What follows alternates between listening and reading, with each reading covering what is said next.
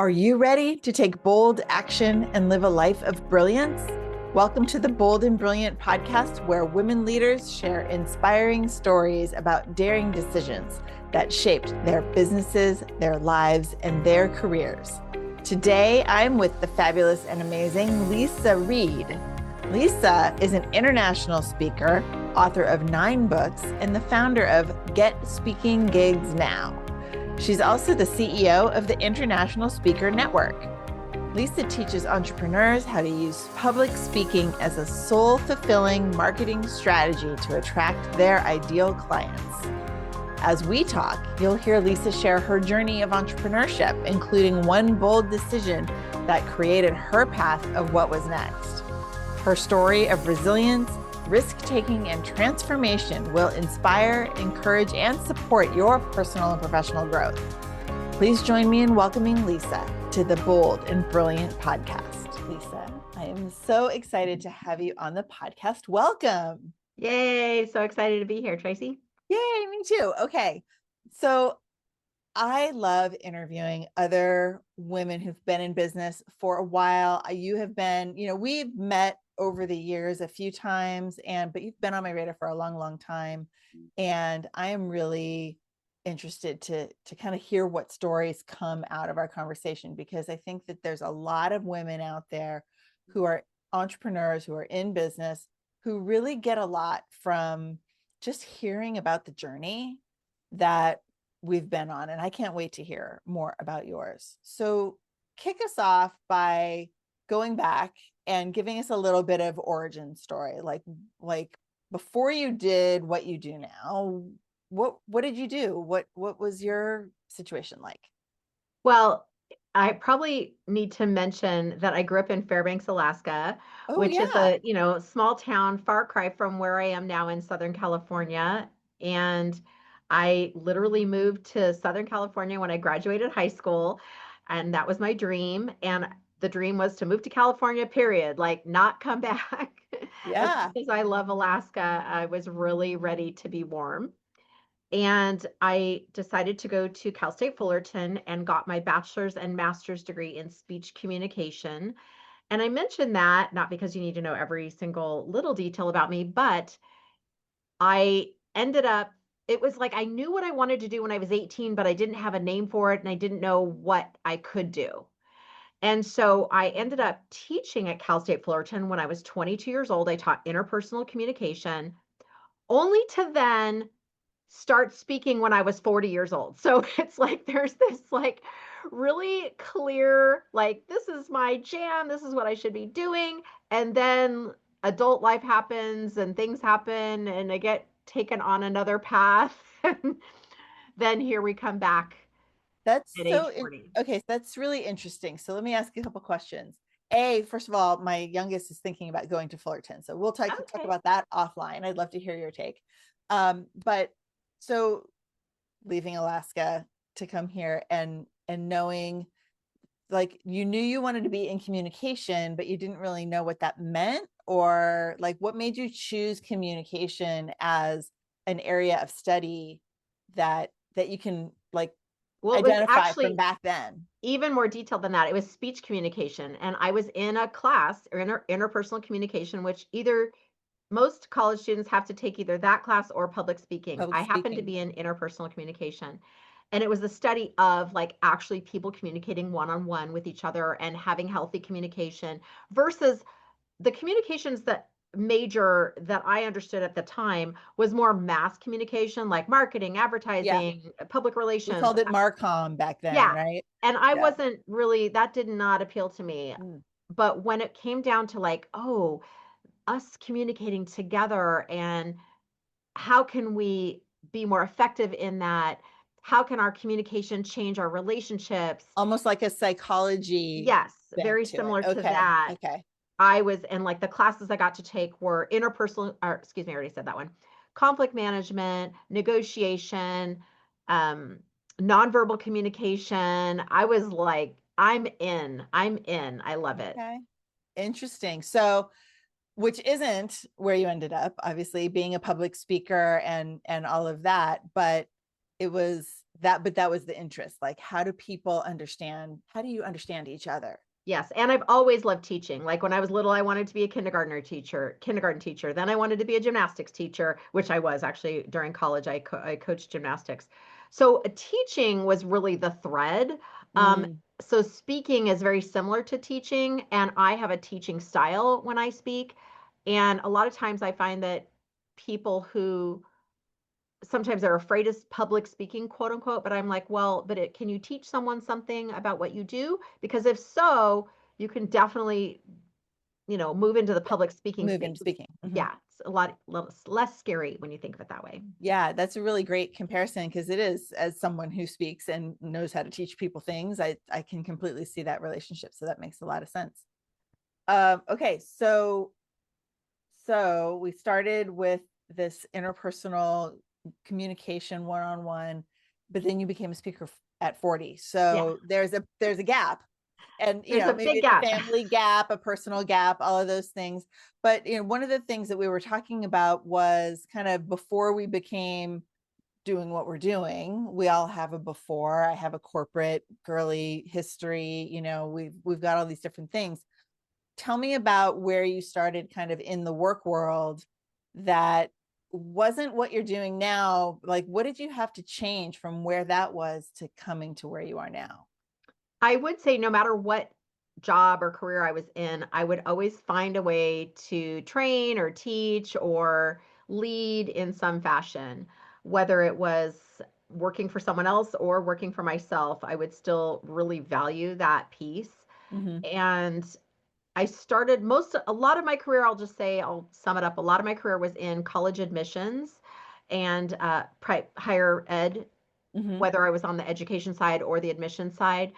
And so I learned a lot about sales and management and executive leadership through that track.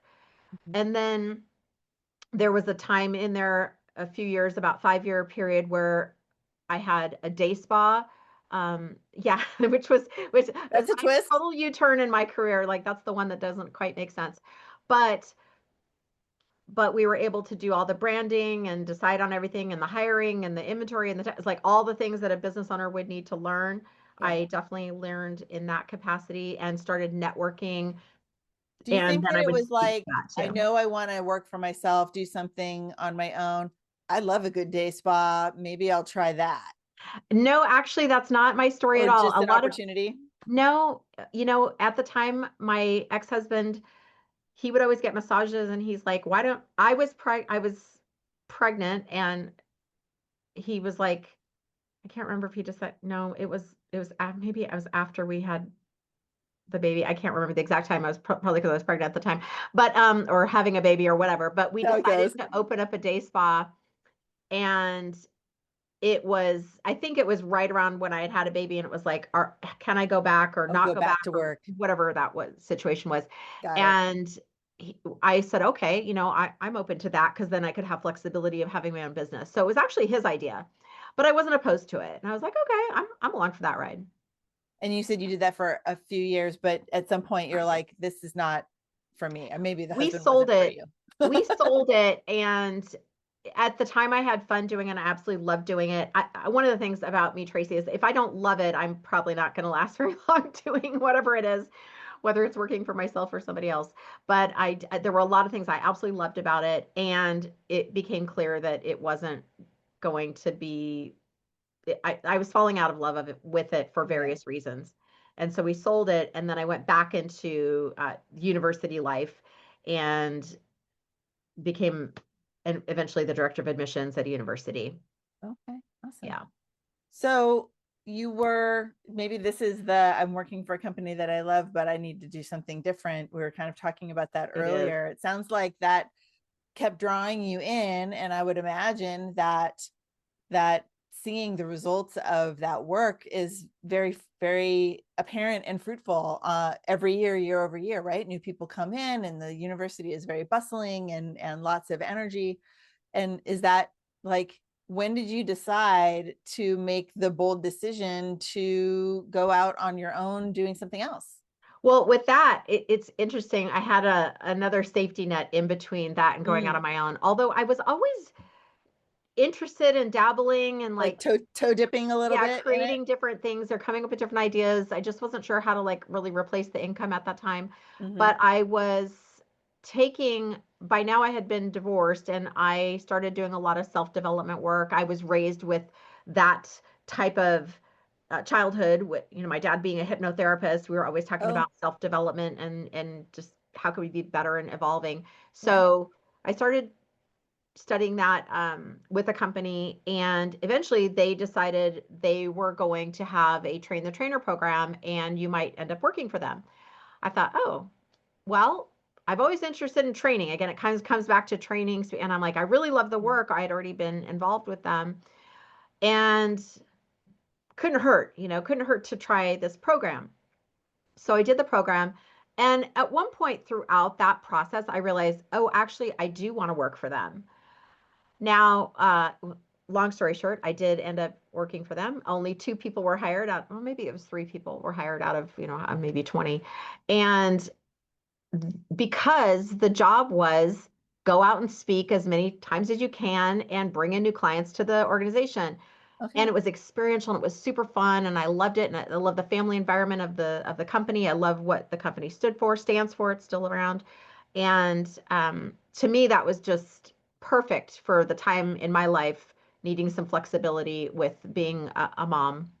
Yeah. That was really important. Yeah. I love that. So, the the path toward being a speaker was kind of fertilized there because that's what they wanted you to do. Yeah, And you also got to have the stability of employment. Of course, back then there's probably more stability in employment than maybe we talk about these days.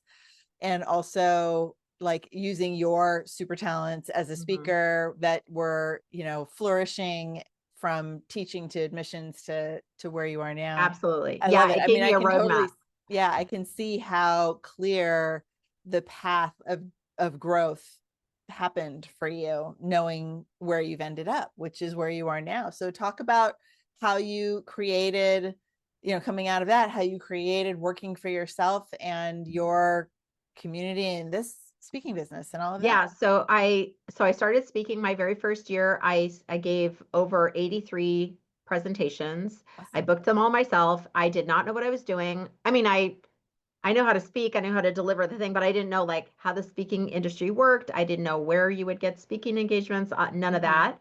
But I was not Are we, afraid are we to. talking about a combination of paid speaking and No, everything, or everything no, paid, everything free? pretty much everything free because that wasn't my goal to become a paid speaker. My goal is to get clients, Okay. which is actually a lot of times people think one way's better than the other. I think it really depends on who you are and On what your your business goal. model is. Yes, Yeah, absolutely. but usually when you speak to get clients, you end up getting a lot more than a speaker fee. Right. So I that was my goal, but about 6 months into that process, I decided I didn't want to do it alone anymore, and I started a speaker network, which is now the International Speaker Network. And so we've been, it's over 10 years now that I've been leading a network of speakers, and that really helped me not feel so alone, made it a lot easier because at that point I was just cold calling, cold reaching outing. I call it cold whatevering. And that wasn't very fun, but I was willing to do it and I'm good at it. Mm. And then I started to realize, oh, when I hang out with other speakers, it's a lot easier to get those beautiful introductions. You're more matched with the audience. It's a win-win for everyone. I love win-win-win. So it really felt easier Yeah. and more fulfilling to do it that Yeah. way. And more fun to just Yeah, do it more in, yeah, fun. to do it all in community. I love that. Yeah, I mean, I've been to your International Speaker Network events. I mean, that's honestly why we ended up pairing up for today, because I came to experience your community and I think it's so fantastic. I love that you're Thank you. bringing different speakers together and everyone has their own goals. And Hmm. some of them are going to align with what you're teaching as far as marketing, speaking, and with the value of community, and others are going to have a different plan or path and they may or may not adjust. I mean, there's so much opportunity for all of us as speakers in whatever category we're all looking for, that every time that you can bring a group of people together, I think we're all going to get so much out of just connecting and understanding how big an opportunity there is out there in the world for speakers, especially women telling their stories and sharing expertise. Absolutely. Yeah. And I think there just wasn't really a space like that at the time. This was, back in 2013. It was Yeah, it was on the kind of early some side judgment of, around it was some mhm. judgment around people speaking quote unquote for free, which I don't usually say it that way, but um and yet it's ironic because you can make so much more money doing it that way. And it's easier to get, and there's all these benefits to it. Yeah, But I have clients who do both. I have clients who mix. I call it like find your own combination. yeah, Sometimes people are really well suited for, the paid speaking model and also the waive your fee model, or somewhere in the between, maybe even pay to play model. There's lots of different models. So it's about like really, I call it eyes wide open decision making. Like, what makes sense for you, your personality, where you are in your business model, yeah. your lifestyle, all those things come into play when making those decisions. Yeah, so important. All these people, different people are coming to mind, and in Gather community, we have kind of a pay to play thing, but I also myself do waive your fee speaking. Mhm. I'll use your terminology because I do like that. And then I know, other folks who are doing paid speaking because their audience is kind of that corporate world that brings in people to, Yeah. there's so much opportunity. I just love it. So tell us about like the decision, that point where you decided to, okay, I'm going to create something that is my creation. Yeah. So we talked about this a little offline. I had several starts. I don't know if they're called false starts or just kind of didn't go the way I thought it was going Like to little go. pebbles that you might have tripped Yeah. over along the way. Yeah.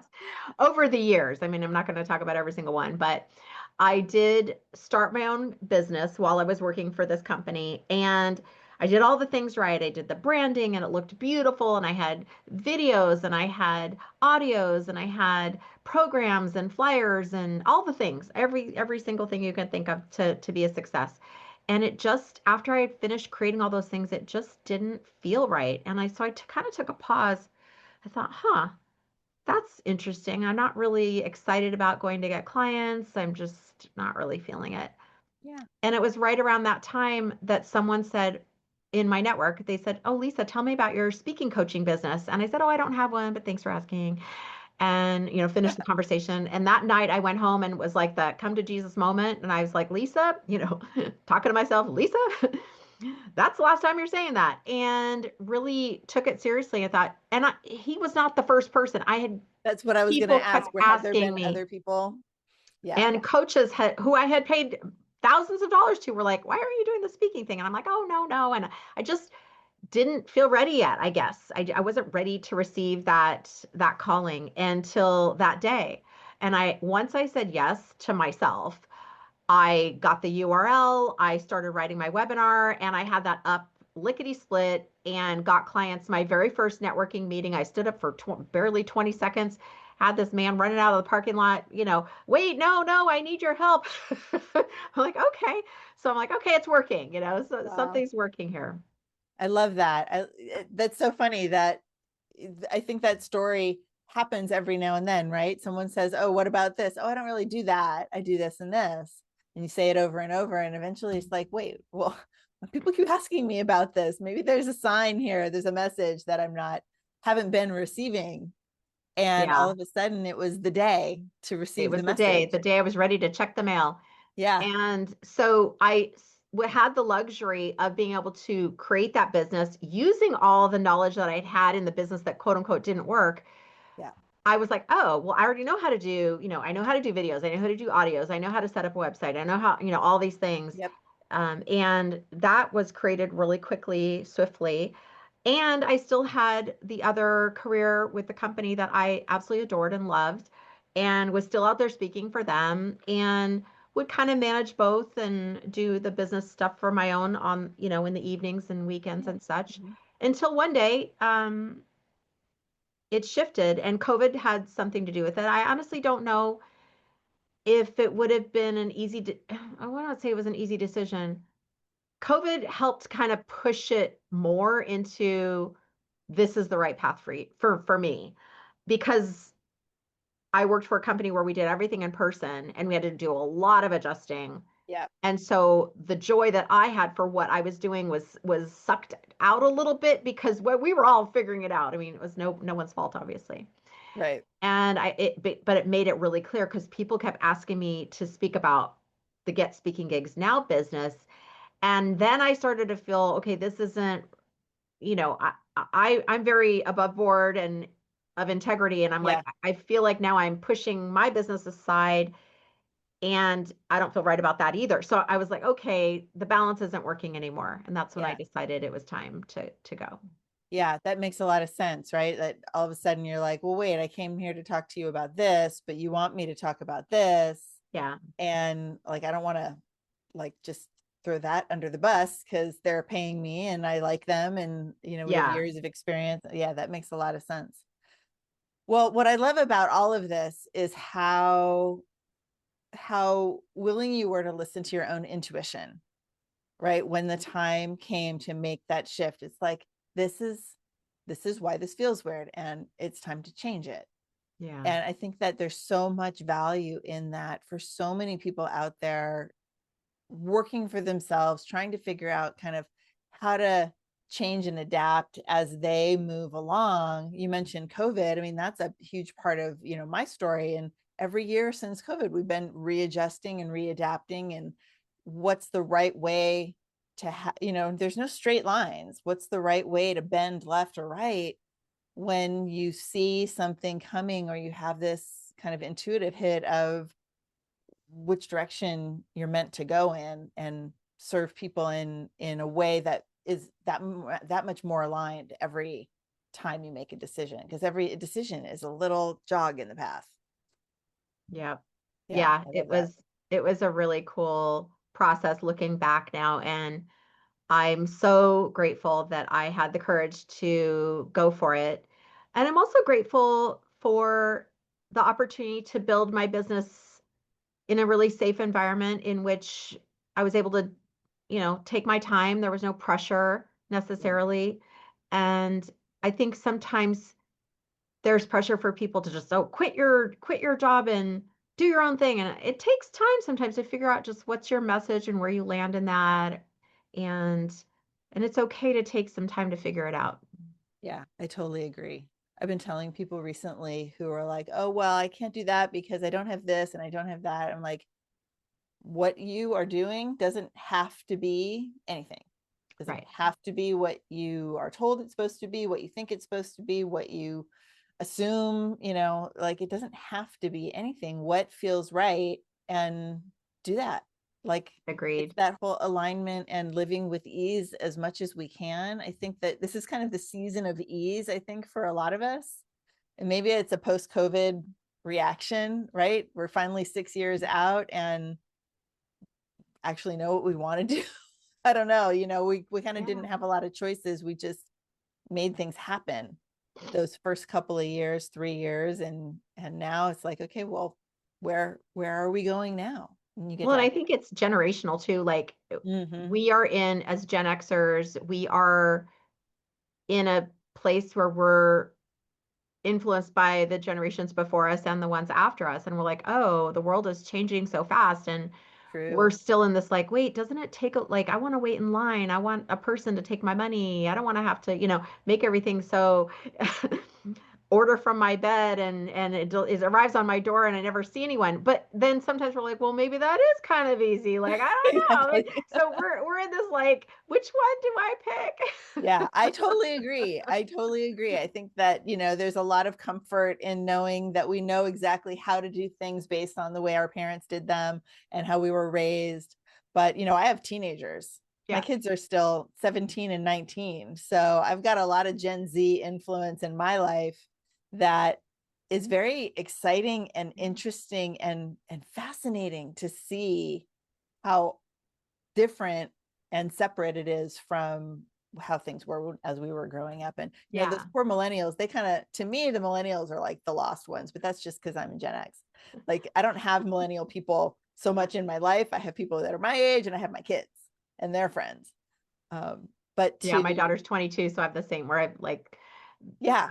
that experience with her, and just the fluidity of what life can be and how you can learn and how you can grow and evolve. We were just talking about this the other day where, you can do a lot of self-development just through TikTok videos and who you're finding and following and learning. And we didn't really have that. That wasn't like if you went to a therapist, it would be like super rare in the 80s or Yeah. 90s, or you were really wealthy, or, there was these different stigmas around it. And now you can learn without, no, I'm not saying get a therapist or not get a therapist. I'm just saying there's now Yeah. more There's opportunities to opportunity. learn Mhm. about growth and evolving. Yeah.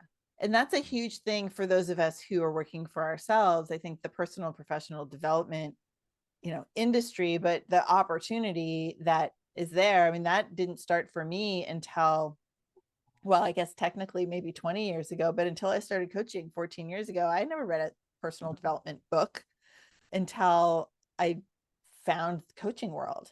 Yeah. And and it was life changing. And here we are, 14 years later, and the whole world is different, and especially my world. Um, the opportunities, like you said, to make those decisions and to look for the messages that are coming our way. Like it's just a mystery of what's going to happen, and we get to decide what it looks like. So good. Okay, so give me, I know we don't want to go too long. I know I warned you that we could easily go very long because we're both going to like tell stories till it's all over. Tell me a little bit about the details for Get Speaking Gigs Now and how you're working with clients now and what that looks like. Of course, this is an evergreen podcast, so nothing too timely, but talk a little bit about, and talk about International Speakers Network too, and how people can not only learn from you, but learn from being in your community and, connect with you and all of those things. Of course, we'll put things in the notes, but give us the description stuff. With Get Speaking Gigs Now, the reason I talked about getting gigs is because there were a lot of programs that would help you create your talk. But to me, that is just base camp. It is, you can't, it's very difficult to be a speaker if you don't have a talk. That's why I help people get their talks created. I call it Get Your Talk Ready to Rock. But it doesn't end there. You need to actually go give the talk. And so there's this whole strategy and business behind that. Like, what does my stage look like? Who would I be speaking to? How would I practice? Do I need slides? Do I not need slides? How do I get people to sign up for my stuff? How do I get clients? Da da da da da da da. So there's all these other questions that come up in that realm. So that's what I work on with people, entrepreneurs, business owners in the Get Speaking Gigs Now programs.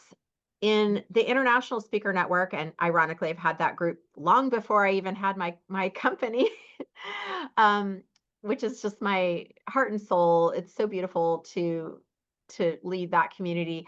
It is a group of entrepreneurs and business owners who want to use or are currently using public speaking as a way to attract their ideal clients to grow their business. And that looks different for any of the members. Everyone has their own, configuration of what that looks like. But what I have found is that it's so much easier to get booked when you are hanging around, the birds of a feather flocking together. You're hanging around other speakers who are in the same game as you. All of a sudden, you're like, wow, I was just got a warm introduction to this place that I didn't know about, and I can easily get a yes and get booked without having to do the whole cold reaching outing, which most Yeah. people do not like to do. Talk a little bit about the idea of competition Oh. when you're talking about so many people, Mhm. and there's, in my view, an unlimited number of opportunities, but a Yeah. lot of people have a limited thought process around there's only so many conferences or networking groups or whatever that are my personal ideal client, whoever that person might be who's having that I opinion. think I think the competitiveness comes more from the paid speaking model Mm, because they're thinking, okay, if there's five people considered, I want to be the one chosen or whatever. But the reality is you don't usually know who they're choosing between. They don't really tell you that anyway. It's a yeah, longer sales cycle. What I'm talking about, and is just more open. To me, it's like the good news is there's tons of speaking engagements. The bad news is there's tons of speaking engagements because you can easily get overwhelmed. So there's definitely no scarcity. There's no scarcity. How do I know? I mean, I have been speaking for over 10 years, and I usually speak 40 times a year, sometimes 80, 70, 60. Like, I mean, there's so many. It could be a So lot. stop worrying about it. If you're listening and you're like, oh my gosh, I'm worried about it, just stop. Yeah. There's plenty. The other thing is a lot of, like, say, associations or chambers or chapters or whatever, they have a meeting once a month. They're not going to have you speak 12 times a year at the same meeting. They're going to have you speak one time. Maybe if you're amazing, they'll have you come back the next year or a couple years later, because they need some variety. They don't, Yeah. even if they love you, it might not make sense for you to come back until a couple years have gone by. Yeah. So So you do that have to means, kind of think of the long game a little bit more yeah, than that maybe you means might think initially. there's 11 other spots that whole year. Why not have it be your colleagues and trusted friends Mm, in the industry? Because then they're going to share that group that they spoke to who needs those 11 other spots filled. You know what I mean? yeah. Like, it's Yeah. So it's building so that much easier. community of referral partner, speaker referral partner Yeah. kind of situation. Yeah. Yeah, I love that. I love that. And it's so true. You know, I do find that sometimes I'll go to different groups, not your group, not my group, but other groups where it's like people some people will share different things, that places that they've spoken. Oh, I'm speaking here. But it's almost like you have to say, well, are they looking, like you have to prompt, are they looking for more speakers? Can I get can I get it in? Like you have to be so proactive in asking for the introduction, where when you're really in a community, it's like, here it is. Everyone's willing to share way Yeah. And more great, we set it up so that it's safe to share, in the sense that I always say, all of you are adults. Like, you decide who you want to give that introduction to. We're yeah, not just posting it in the chat and then that meeting planner gets inundated with 50 30 requests. people that are No. not Yeah. their people maybe too. Yeah, no, it's all about, like, intentional matchmaking and creating win-win-win. So it's like, if oh, Tracie would be a great speaker for XYZ where I've spoken, you and I would have a conversation, and I would already know about that organization. I'm like, oh, this would be great. They would love to hear your talk. You could really provide value. They need somebody. So I already see the win-win-win. That makes it an easy Yeah, opportunity. But when yeah, people pounce on other people, like, oh, you have a podcast, I want to be a guest, how do I, and you're like, whoa, I don't even know you. Have you ever listened to my show? right. We don't know Yeah, each other yet. Just hold on a second. It feels weird. yeah, it does. In fact, I had someone today fill out my guest interest form, fill out like a sign up for a summit that's coming up in Gather Community, and get on my calendar. And interestingly enough, they're in our system under 3 different email addresses. And I was like, well, that's weird. And so when the appointment came today, I'm like, let's see if they show up. I don't know who this person is. I don't think we've ever spoken. I don't know if we've even been in the same Zoom room together. And as I thought, they didn't even show up. And so I don't know who this person is, but I can just file all that stuff away as random person who I don't even know. And we'll see what happens in the future if they ever come back again, or if I see them at something else. But it's so interesting. I think that there's a lot of, sometimes there's misunderstanding. If you're in a community, people think, oh, we're all here to share with all of us, where really it's about building relationships. Yeah. Right. Finding the people who vibe. If your energy matches my energy, then your audiences probably match my audiences, and we could really do some forward motion together, arm in arm, in a lot of Yeah. ways, because we Yeah. vibe. And there's like you're going to promote your show to your audience. So I get that exposure. I'm going to Yeah. promote your show to my audience. So then you're going to get that exposure. And it helps the people who are in our audiences, because they're like, oh, I didn't know that Gather Community was out there. I didn't know Tracie Root was out there. How cool Right. is that? And it just, to me, that's a beautiful way to do business. Like, Yeah. Same. we're all just giving and we'll see what happens. And And there's then, no promises, and no, it's all just magic. Like, it all yeah, just is going to show up however it's supposed to show up. And it's not anything we can force. Let's yeah, just be ourselves and go have a good time. agreed. I Make love it happen. that. Awesome. Well, I love that. Well, okay. So do you have any kind of wrap up final words that you'd like to share? It's time for us to close down. Of course, we have lots of things to put in the notes, including, some other ways to connect with you and different, programs, opportunities, etc. But how do you want to leave people with like a magic, don't forget Leisa Reid moment? Should I offer a free gift now? Well, you can. Yeah. I mean, I'm Okay. happy to, as long as it's an evergreen situation. Who Yes, knows when absolutely. it's March 2026 right now. Yeah. I don't know when you're listening, but hopefully it still exists. Oh, well, you and I are cut from the same cloth. I always leave an evergreen gift because that would be crazy. You could be listening to this in 2030 and still go get Can that you gift. imagine? Wouldn't that be Oh my amazing? gosh, that's so exciting.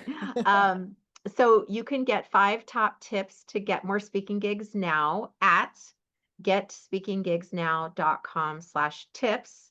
And that will give you some tips, get you started. They're free, and we'll probably have some other goodies in there for you too. Amazing. Well, and I love that. So your /tips, obviously, whatever tips you feel like giving out is always going to be at your /tips. I do the same thing. I have a /links. So yeah, we are cut from the same cloth, my friend. And I just looked and I do have all of that in my like stuff that you've already sent me. So I have that for the notes. So that'll work out great. Any last final words? I would just say do what makes your heart sing. That's what my dad always said, and it still rings true. I love it. Thank you so much, Leisa. I'm so grateful to have had you here on the podcast. And I can't wait for the world to get to hear this conversation. Thank you again. Thank you, Tracie. Bye. Thank you for listening to the Bold and Brilliant podcast. I'm your host, Tracie Root, and I want to invite you to check out the show notes, find out where you can connect with our guests, find out more about what I and the Gather community have to offer you, and be sure to subscribe to this podcast on your favorite platform. Thanks so much.